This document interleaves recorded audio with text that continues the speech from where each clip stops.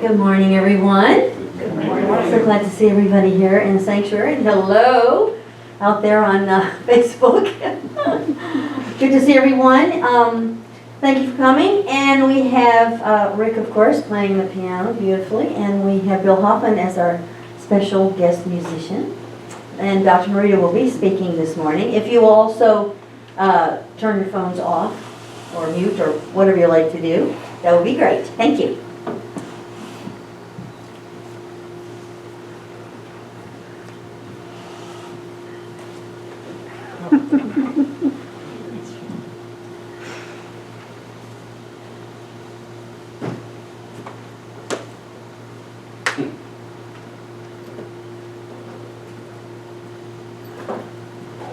What a pleasure to see you this morning, and I will turn this up so that everyone can hear me. Thank you for coming, and thank you very much for listening in over the internet this morning as well. We welcome you all. So happy to see you, the ones who are physically here, and to know that there are others that we can't see but are still with us. Well, I have the pleasure of opening up this little book and finding a Bible verse. I like this one. Today I'm going to talk to you about Psalm 37. It says, "Delight thyself also in the Lord, and he shall give thee the desires of thine heart." Okay, delight thyself also in the Lord. What this is talking about is our prayer life, believe it or not. It's talking about the fact that, just saying, rattling off prayers, no matter how beautiful they are not powerful prayers. They're words. They're not something that we have felt and internalized, perhaps. And what this is saying is delight thyself. In other words, we have to bring emotion into our prayers. We have to feel more than, I've said so many prayers and now I'm through. No, the words are not the important thing. The feeling behind the words put the power into that prayer. It isn't just a matter of, oh, God bless Mary and John and Harry and Elizabeth and so forth. No. It is knowing that God is available and feeling the joy, the sense of, oh, thank goodness it's that way. The feeling behind the words is what brings power into any prayer. Delight thyself also in the Lord. And here's the kicker. He shall give thee the desires of thine heart.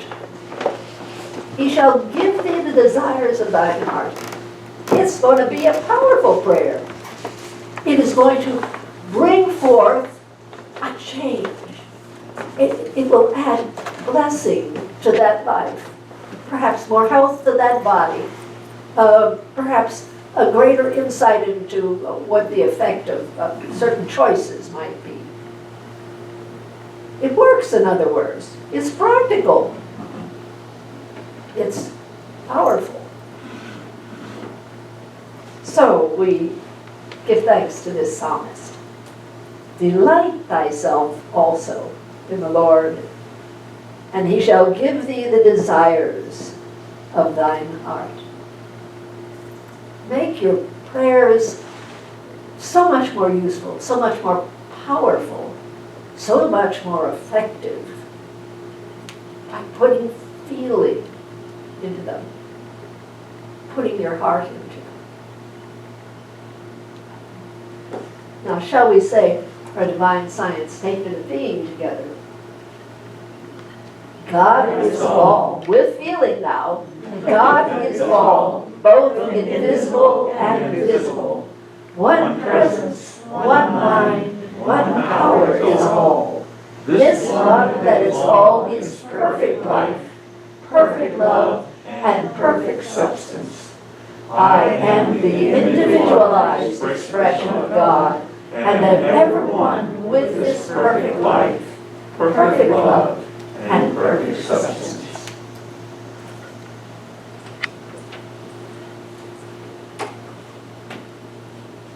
Good morning.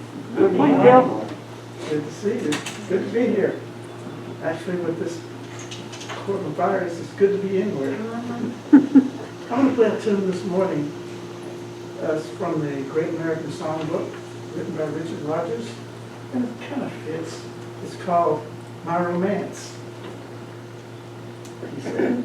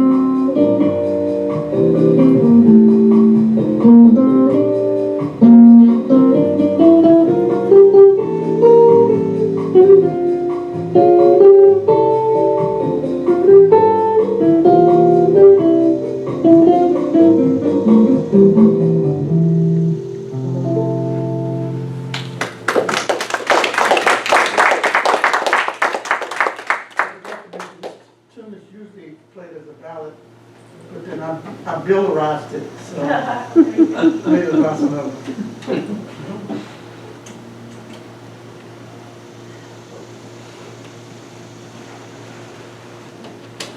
Thank you so much, Bill. Well, this is the time when we just get still. We are so much in that mode of doing, and far less in that mode of being. That is, getting quiet and going within, and slowing the mind, relaxing the body. And so right now we do that. Relax the body, checking over all those muscles from the top of our heads down to the bottom of our feet. making sure there isn't any tension there. And as we do this, we are all also relaxing the mind, getting still. In stillness comes healing. In stillness comes insight, information, solutions. And most importantly, a sense of connection with that infinite presence that is universal and beloved and good, is wise, all-powerful, and of which we are an integral part.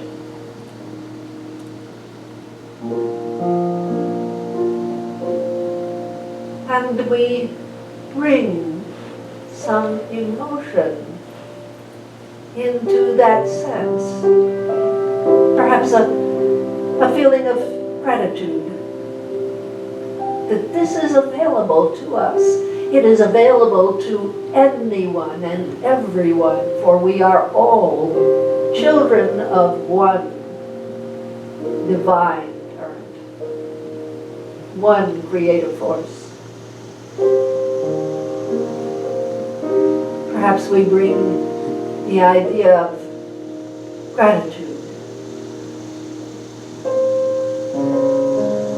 That's not hard to do, for every one of us has blessings and benefits that are too many to even count. So we bring that feeling of gratitude for what we have, for what we are, God's children, made in His image. We have gratitude for blessings seen and unseen. And perhaps that's the only feeling we need when we go into prayer and meditation.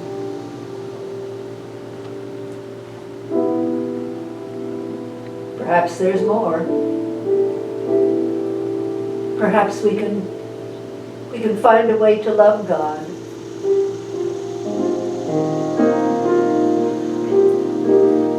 Perhaps we come not with either love nor gratitude, but just a pleading heart.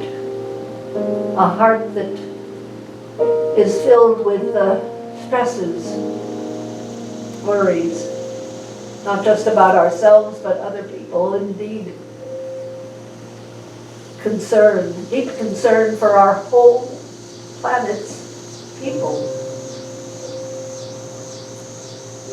But still, as we know, we bring emotion into the prayer, and if it is a prayer for the world's people, or the earth itself, because it is unwell at this time. If we hold in our minds friends, loved ones, neighbors, co-workers, and we pray for them, for safety, for all the things they might need, for their peace of mind. Still, that feeling, that sense of gratitude, all make our prayer, our meditation, that much more powerful. So right now, and for the next 90 seconds, be grateful. Be grateful for the good that is coming. Give thanks for the world changes that will take place because of this time of difficulty.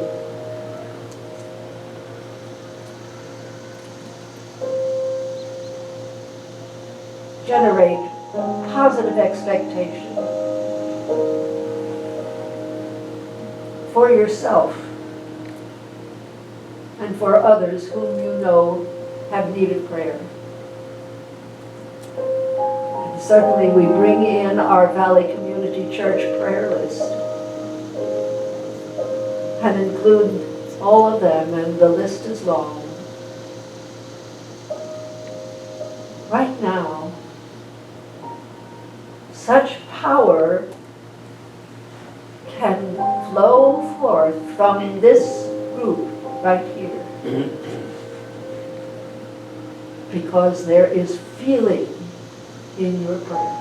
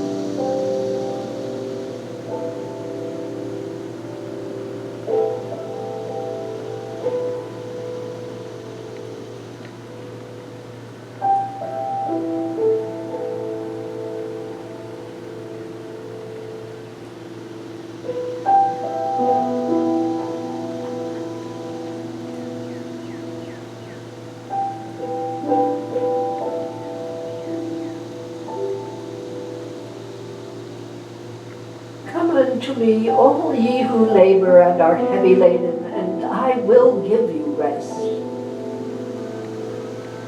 We rest in gratitude. We rest in expectation of good and greater good. We rest in the Lord, rejoicing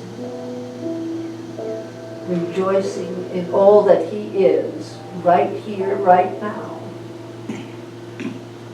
A boundless abundance of every good thing. And finally, we say just the words. Thank you, beloved Father, Mother, God. Amen.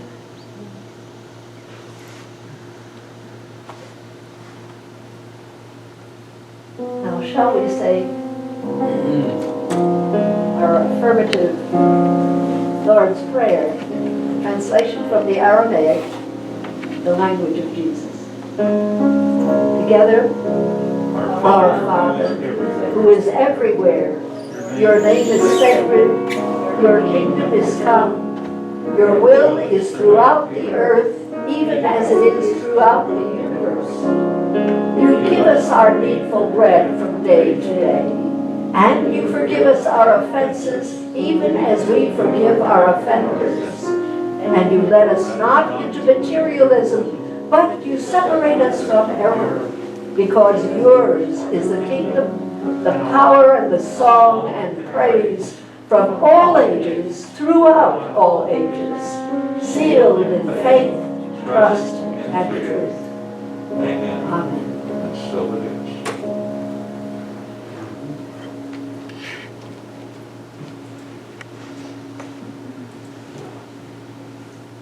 Well, this morning I'm going to be talking about the 10 Commandments again. This is part 2.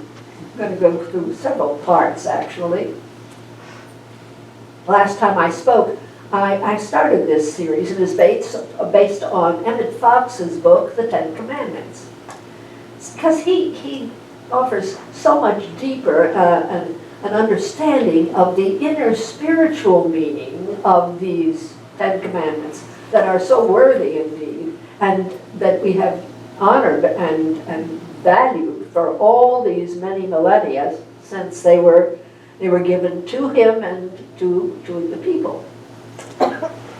I reminded you a bit about the history of the Hebrew people. They'd been in Egypt for 400 years, and they had prospered. Many of them had done very well, and they had multiplied greatly. There were many, many Hebrews. But a pharaoh came to the throne and decided, this is dangerous. There were so many of them. Some say there was something like 600,000 Hebrews in Egypt at the time. Others say that there were between 2 and 3 million Hebrews, which is rather eye-boggling. But in defense, what Pharaoh did was to turn them all into slaves. They became the slave trade, or the slave personnel, the ones who made the bricks and built the cities and did that heavy, heavy labor. And he decided that just wasn't enough just to make them into slaves. He decreed that all male Hebrew infants were to be put to death as soon as they were born. Well, that was what motivated Moses' mother to hide him for 3 months. And then finally, when she couldn't hide him any longer, to put him in a little basket and put him very near where the Pharaoh's daughter found, where she went down to the river every day to take a bath. Pharaoh's daughter heard this crying in the bulrushes and went over and found this beautiful little boy. And she fell in love with him. And she adopted this child. And she was the one who named him Moses. So Moses grew up as a member of the royal family. And indeed, that was a prestigious thing to happen to any child, and certainly to a Hebrew. But he knew that he was a Hebrew. That was not something that was unknown to him at all. As a member of the royal family, or as one of the royal children, he had access to the finest education that Egypt could afford. At the time, it was the priesthood that was the area, certainly the group that had harbored all the knowledge and the information of that society, whether it happened to be spiritual information or scientific or agricultural, you name it. It was contained within the priesthood. And so he knew that, and he became a priest in the Egyptian priesthood. Moses learned many things from the priesthood, but one of the things he did not learn was to control his temper. He had a fierce temper. And one day when he saw an Egyptian overseer beating a Hebrew slave, because apparently he wasn't doing what the overseer wanted him to do, he attacked this overseer and killed him. And he hoped that nobody had seen it. But the news got out, and despite the fact that he was part of the royal family, he fled for his life. Because if they had caught him, they would have put him to death. He fled, I should say, to Midian. And he came under the protection of a priest of Midian who was called Reuel.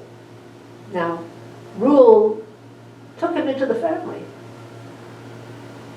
Eventually, Moses married Reuel's oldest daughter and had a couple of sons, and he became the shepherd for Reuel's large flock of sheep. And so, as a shepherd, he began spending copious amounts of time out in the wilderness, taking the sheep from one green area to another green area, making sure that they were cared for and watered, and doing everything that was necessary. But these periods, and they were long periods, they eventually amounted to years of solitude out in the country. And it is during that period of time, those years of quiet solitude just with the sheep, that he began to learn how to control that formerly uncontrolled temper, and to reason with himself about the egotism that he had felt being a member of a royal family. And what grew within him was a desire, a fierce desire for an intimate connection with the God of his people. His desire was fulfilled. He experienced many, I'm sure, wonderful things in the desert, in the green spaces with the sheep. But a day came when God spoke to him from a burning bush. However, he did not receive God's directions with any pleasure at all. God commanded him to deliver the Hebrew people from slavery in Egypt. That was no small task. But he and his brother Aaron were able to accomplish this, and they led the Hebrew people to Mount Sinai, where Moses received the 10 Commandments. Now, the last time I spoke, I started, as Dr. Fox did, with the 5th commandment, not the first, the 5th. And of course, the 5th commandment is, thou shalt not steal. Now, what's the inner meaning of that? The inner understanding that comes from that commandment is, according to Dr. Fox, thou canst not steal. You can't take something from anyone who has that thing by right of their own consciousness. That is, by an inner conviction, an assurance, an expectation that that material thing or that quality or that intellectual thing is unquestionably theirs. One can have a success consciousness, for instance, in some area or something. You can have a health consciousness, like, I never get sick. So-and-so gets sick all the time. I never get sick. That's a health consciousness. An abundance consciousness. Oh, I couldn't spend all the money I have if I really worked at it very hard. I'm really, really well off. And we reap the blessings of that consciousness as well, whatever it happens to be in. But you cannot keep what is not part of your routine, comfortable, assured consciousness, your way of thinking.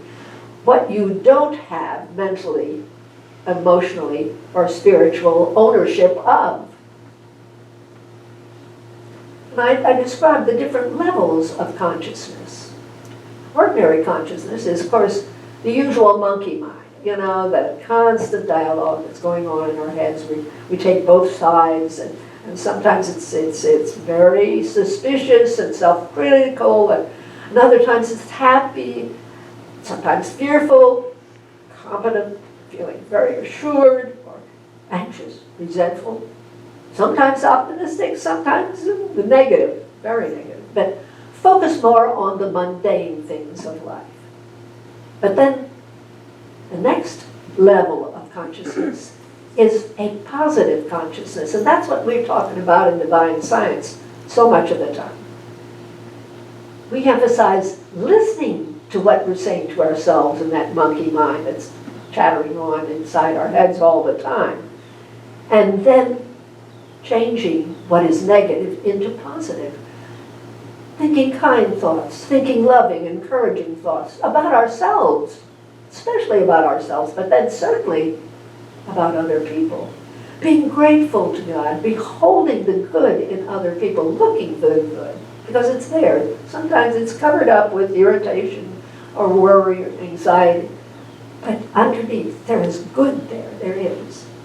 That's the positive consciousness that creates a life that is so much better for us, better physically. There's far less stress on the body. physically, mentally, emotionally, certainly interpersonally, certainly. And it also prepares us for the next great step, that is living far more in a spiritual consciousness. And that occurs when we can still the monkey mind. We can still it in prayer and meditation and truth affirmations. We can still it because we feel positive. We have that positive expectation. We feel love. We are practicing the presence of God, knowing that God is right here, right now.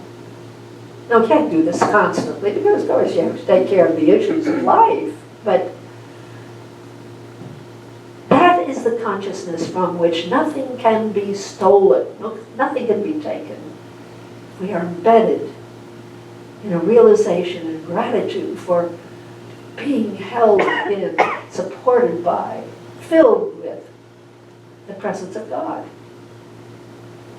But then Emmett Fox goes on to, "Thou shalt not take the name of the Lord thy God in vain, for the Lord will not call him guiltless that taketh his name in vain." Well, again, Fox is saying the same thing. You cannot take the name of the Lord in vain. Now, in vain does not, it means actually without its having an effect. In vain means there is always a repercussion. There is always an action that takes place. Now, he goes on to explain that goodness knows it does not mean using the word God and then adding some other rather unsavory words after it. That's not it. Pronouncing the word itself doesn't mean a thing. What the commandment means is that the name of God is your conviction about God. What do you think God stands for? What is his or her nature? What is he or she like? What is God really like for you? The way we define or don't bother to define God or just not really think about it, you have a fuzzy idea, that will affect our whole life.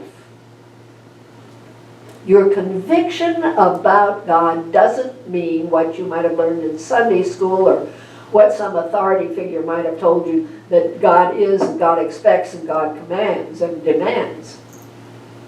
It is your deepest feeling, your innermost belief about what God is like, what part he plays in your life.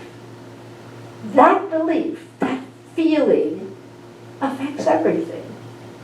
It affects your health. It affects your home and your work and your spouse and your friends. It touches everything in your life. You cannot have that in vain without it's having an enormous effect. Now, Moses is really saying that you cannot escape the result of your beliefs about God. That's the long and the short of it. Whatever the idea that you have about God is going to affect your life in every way. Now, believe that God is good. Believe that God is love and abundance and life. Life within you. Your peace of mind, the wisdom that bubbles up within you. That you are one with all that. And what happens? Your life improves, of course. It gets better steadily. You experience better health and more love because you are living in that consciousness. You have greater peace within. And more good just seems to happen around you. It's remarkable. Now, will things come up that challenge your belief about what God is and what God is for you? Yeah, it will. Get ill, and you begin to be challenged. Challenge the harmony and the peace of your life with something like COVID, or a job loss, or just feeling lonely after being home by yourself for X number of months, yeah, it'll affect you temporarily sometimes if you're not careful. But when you go back to that unshakable conviction about God as my source for good, right here, my source for solutions, then the doors begin to open and the good presents itself.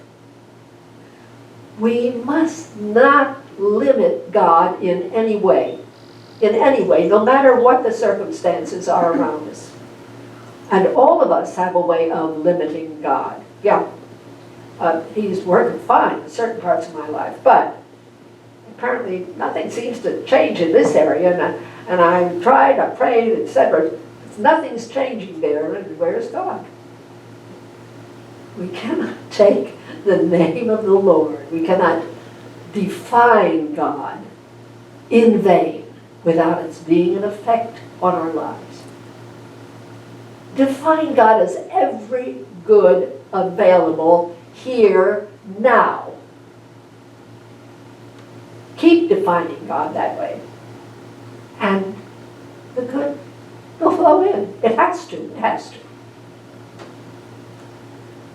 Next, Dr. Fox takes us back all the way to commandment number 1.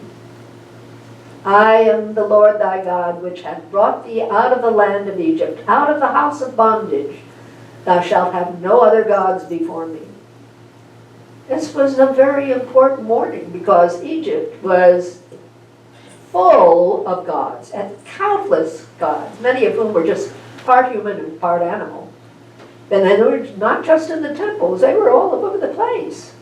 And in addition to that, all the pharaohs were considered gods, and they had these enormous statues carved out of the side of their temples, and they were to be worshipped as well.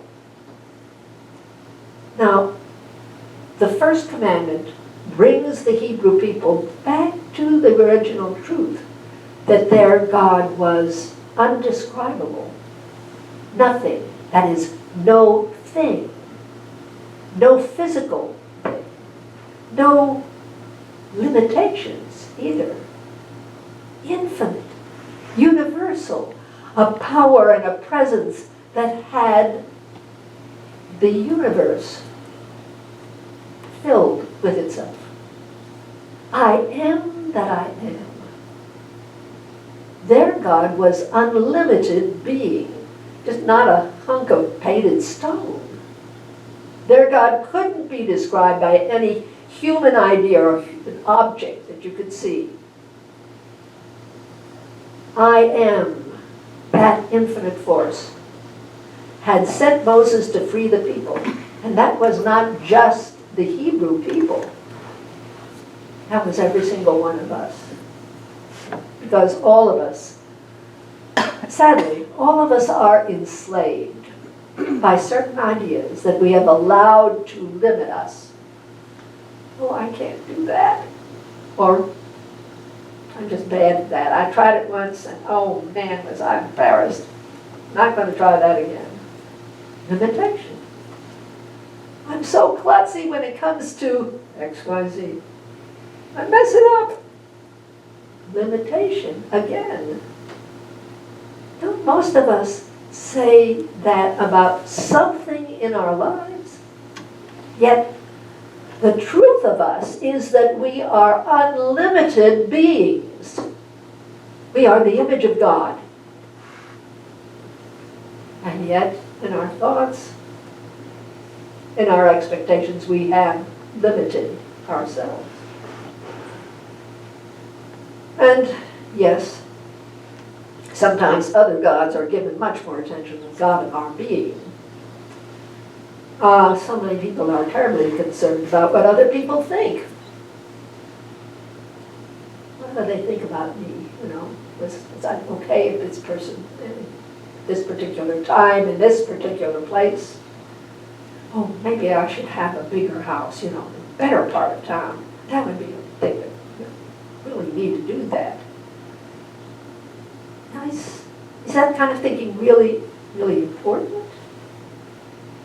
Now, finding a way to earn a lot of money, that occupies many people. As a matter of fact, somebody was saying, I know men that they talk about is money, how much this costs and how much I'm getting for that. And he said, well, I don't find too many women doing that, and I'm sure there are women who do that, talk about money.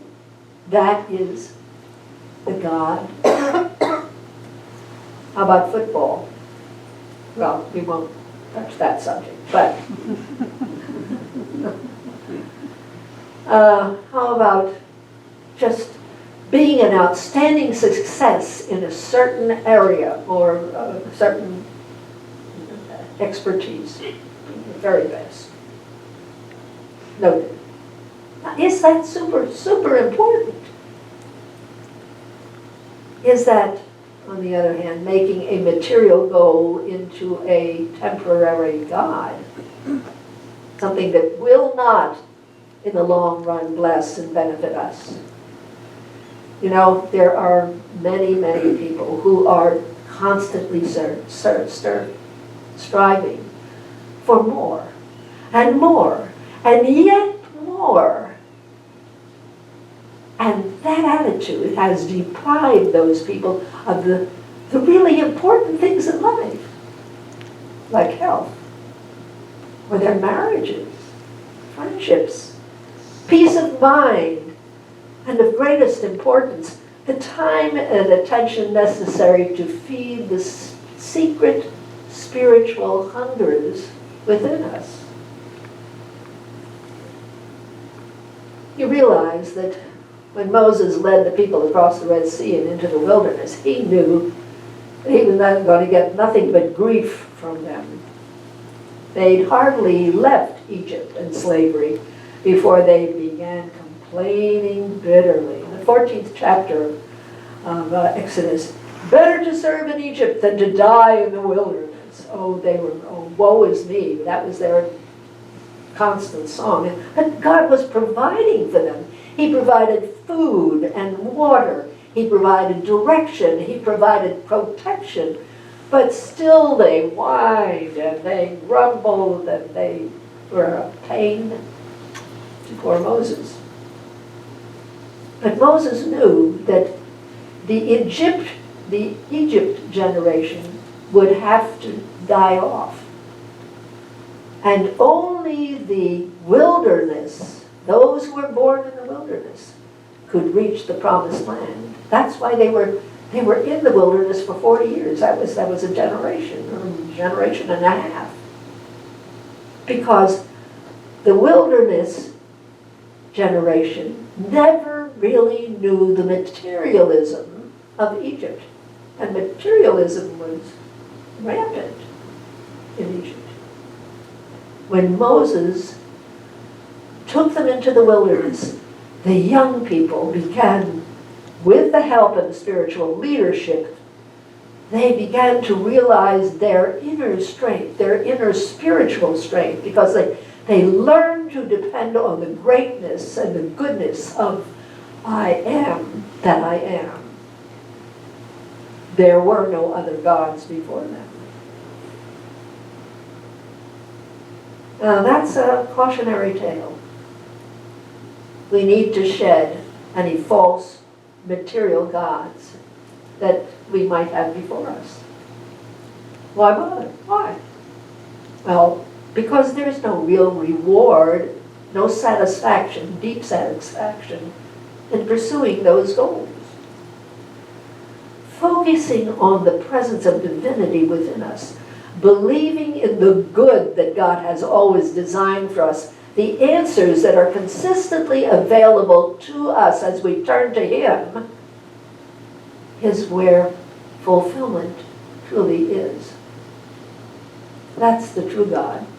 That is worshiping in the right place, not in the material things.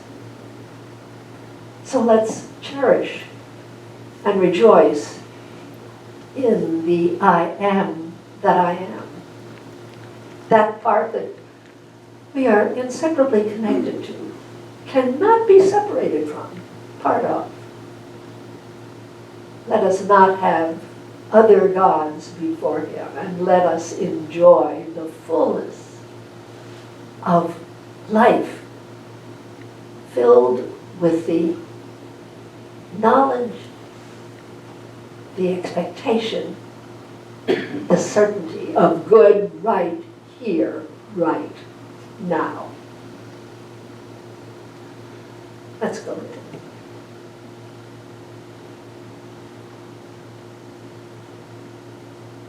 We won't be caught up with materialism.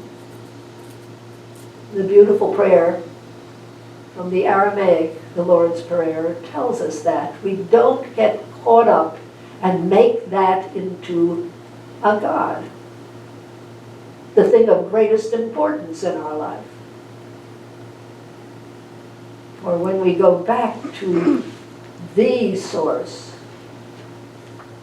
the I am that I am, we find that everything we need and so much more, and minus anxiety, minus worry, with the presence of peace, of mind and body, of greater health.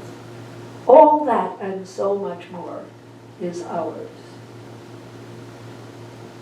And for this, beloved father, friend, beloved mother, nurturer, guide, we give deepest thanks. Amen.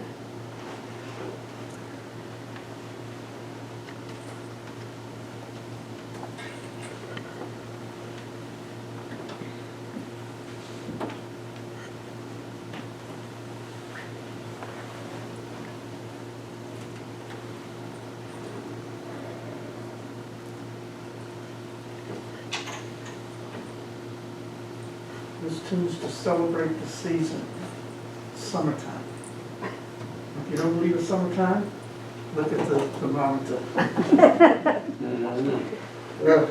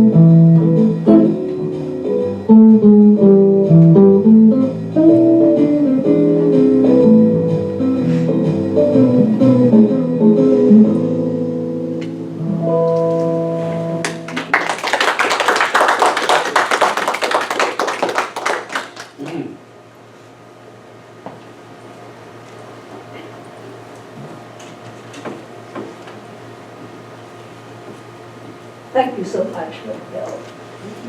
And thank you. And now it's time for the blessing and the gifts. We thank you so much for your tithes and our offerings, which make possible everything we do in our church. Keep going in this time of the separation, discomfort in moving around, for some people. Shall we? It's cut off because it was on so long, so I had to hit the go button again, so. Oh, okay. Come back up. It'll be around in just a minute. Can I do that?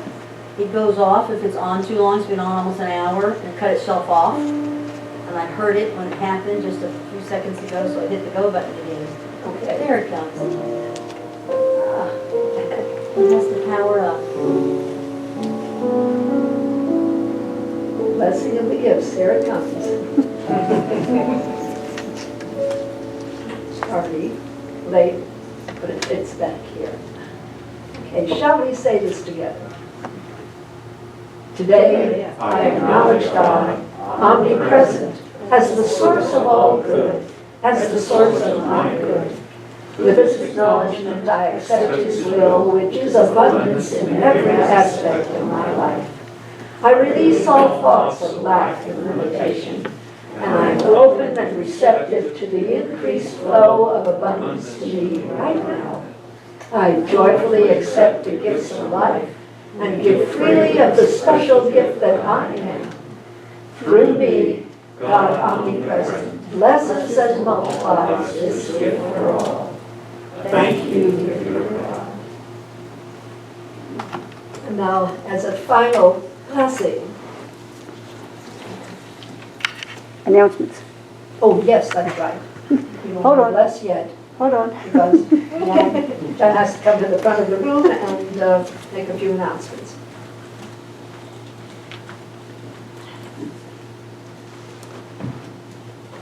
Good morning, everybody. Good morning. Kind of do it all back there. Most important thing today is birthday Sunday. We will not be singing as we have not done in the past few months, so Rick and we'll just play happy birthday. The birthdays for this month are Nancy, Melanie, and Becky. Becky's not here, but Melanie and Nancy are, so we're not singing, we're just... Oh, Lisa, and Lisa's birthday. Yay!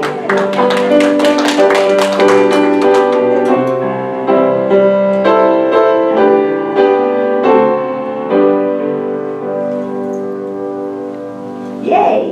All right, we'll have to put that on the calendar. What day is your birthday? 22nd. 22nd, all right. Where's my secretary? Would you put that on the calendar, please, Anna? Thank you. Okay, we have birthday cake. We have ice cream birthday cake, so everybody please come and have some for that. And enjoy it. Also, the election for Melanie's and Ann's position on the board, the ballots had to be in by the 31st, so they were both re-elected to stay on for 2 more years, so y'all stuck. There you go. So thank everybody for voting, and thanks for being here and doing all that you all do. We really do appreciate it. Let's see, we have a board meeting this month. Our board meetings have been by Zoom this month. We plan to have them live in the annex here. It will be on a Tuesday instead of a Monday. It's going to be August the 11th at 4 o'clock. So if that happens to change, I will let people know, but everybody's invited to come to the board meetings to see what goes on and put your input if you have any. So we appreciate that. Please, when you leave today, there's the prayer basket is full. We just keep getting, people forget to pick them up because we're not passing the basket. So if you, on your way out, if you'll pick up 2 or 3 or more, because it's pretty full of prayer requests. So if you would take that, we would greatly appreciate it. Also, as you know, the blessing gift basket is over here. We don't pass that anymore. So if you're not paying online and you want to donate money, you can put it in the basket on the way out. And just to reinforce, the front door is to come in and the side door is to go out. Even if you go to the annex to eat, we would prefer that you go out the side door here. And I know that there are people that need to come in and go out at the ramp, and that's fine. That's not a problem at all. but we're just trying to keep everything flowing as easy and make it as easy as possible to follow the guidelines that we need to follow. And we appreciate you, Bill, being here. Usually, we need to keep you on the payroll permanently, I think. Anyhow, we appreciate that. The flowers today are for Melanie and Tina. Congratulations on your wedding and also for your birthday. I think that's all I had. Do you have anything, or Nancy, you have anything? All right, I think that's, oh, there are some tomatoes in there. If anybody needs a tomato or two, please feel free to take them. There's some on the table. Where do they come from? My brother, he gave me a whole bag yesterday, and I already had a whole bag. I can't eat with so many. Okay, now we will have our final blessing. Shall we all mentally hold hands with one another, because we are truly one in God, but mentally connect and know that abounding good can be ours when we remember to put God in front, know His presence, His power, His love for us, His wonderful plan for our lives, fulfillment of all those things that are necessary and helpful and beautiful. For this and so much more, we say thank you, dear, dear God. Amen.